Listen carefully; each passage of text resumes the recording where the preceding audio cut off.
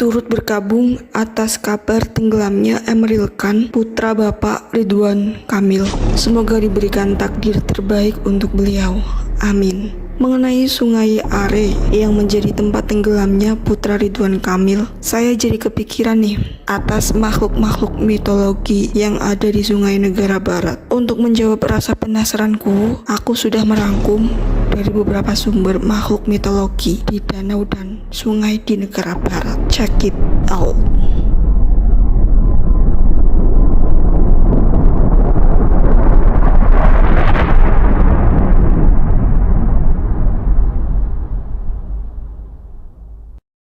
Yang pertama, makhluk bernama Fossekrimen. Ini makhluk dari Skandinavia.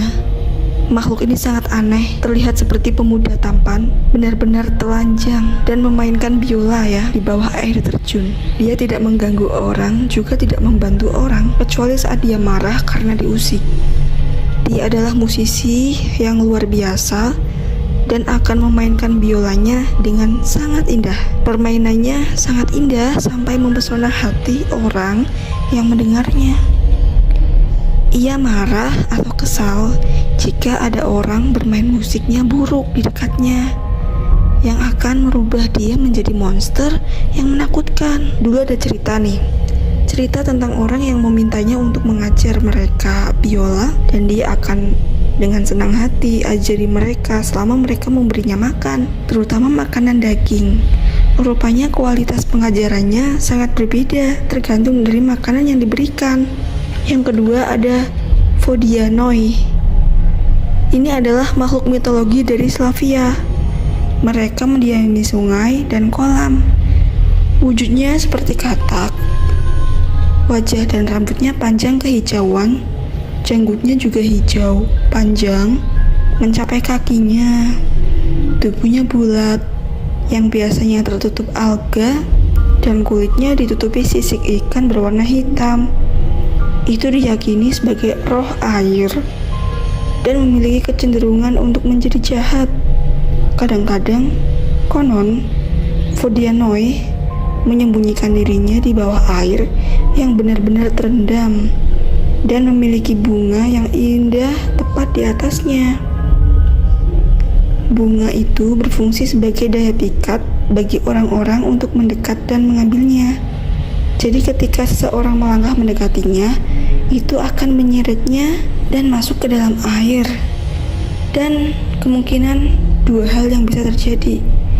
Yang pertama adalah kematian, dan yang kedua dibawa ke alam magisnya.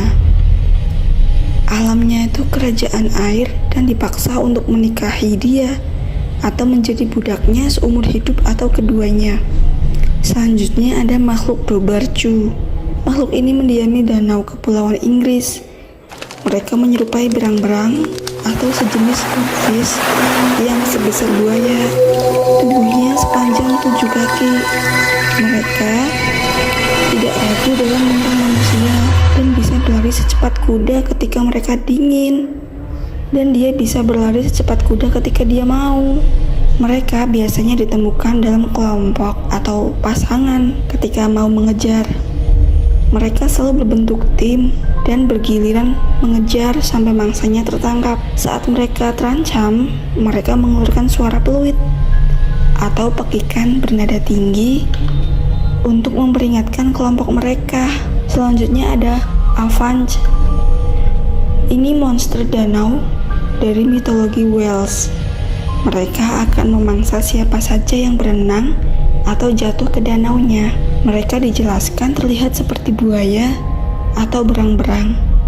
Jadi kita bisa menganggapnya besar, berbulu, dan giginya tajam. Mereka dikatakan dapat menyebabkan banjir setiap kali meronta-ronta dengan keras, seperti bagaimana Namazu, yang merupakan mitos lele raksasa dalam cerita rakyat Jepang yang dapat menyebabkan gempa bumi kapan saja. Yang selanjutnya ada makhluk bunyip. Ini adalah makhluk besar dari Australia. Mitologi aborigin di mana alam mereka habitatnya adalah Billabong, rawa, dan sebagian besar sumber air tawar Australia. Kisah Bunyip berasal dari seluruh penjuru Australia dan mempunyai nama yang berbeda-beda dari berbagai suku dan umumnya dikenal sebagai roh jahat. Bahkan orang Eropa yang datang di awal hingga pertengahan abad ke-19 memiliki beberapa catatan tertulis dari Bunyip. Sebagian besar mencoba untuk merasionalisasikannya dengan mengatakan bisa jadi itu tuh anjing laut yang tersesat di pedalaman, yang mungkin betul karena seperti yang kita ketahui hari ini, jejaknya telah ditemukan bahkan sejauh sampai 100 km dari pantai. Tidak ada deskripsi yang konsisten tentang bagaimana rupa Bunyip dalam cerita rakyat, selain wujud besar, menakutkan, dan berbahaya. Jadi inilah beberapa deskripsinya. Katanya, ia memiliki wajah seperti anjing, bulu gelap, sirip, tanduk atau taring, dan lainnya. Mereka akan makan apa saja yang datang mendekati mereka atau di dekat tepi air. Mereka hanya akan muncul di malam hari, dan tentu saja ia memiliki jeritan yang mengantal. Selanjutnya, ada makhluk It's Whiskey.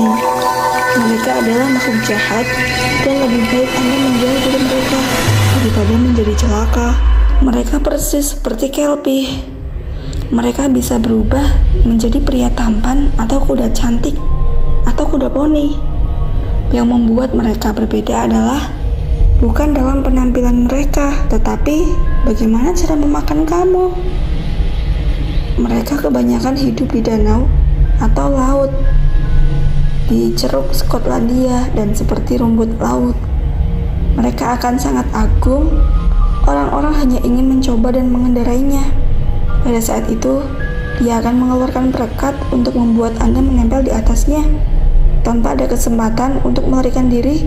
Kalau begitu dia akan menyeretmu ke badannya dan dia akan menenggelamkanmu di dalam air walaupun kamu melawannya, tapi tidak bisa karena kamu terikat olehnya. Setelah Anda tenggelam, selanjutnya dia akan mencapik-capik anggota tubuhmu, melahap semuanya kecuali hati Anda dan beberapa organ dalam lainnya yang dibiarkan mengapung. Seperti yang saya katakan sebelumnya, mereka itu ganas. Jadi jika mereka menjadi tidak sabar, mereka lebih suka menyerang Anda langsung daripada merayu Anda.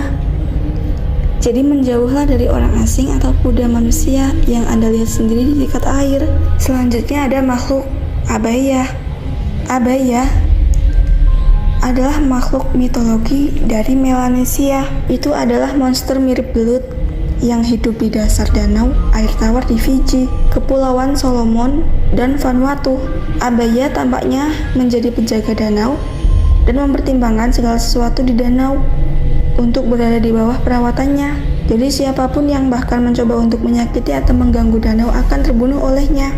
Abaya membunuh dengan menyebabkan hujan yang mengerikan, badai yang membanjiri desa atau daerah. Salah satu ceritanya seperti ini. Seorang pria menemukan sebuah danau yang memiliki banyak ikan. Dia mulai memancing di sana dan akhirnya menangkap banyak ikan darinya. Sedikit dia tahu bahwa danau itu adalah rumah dari Abaya.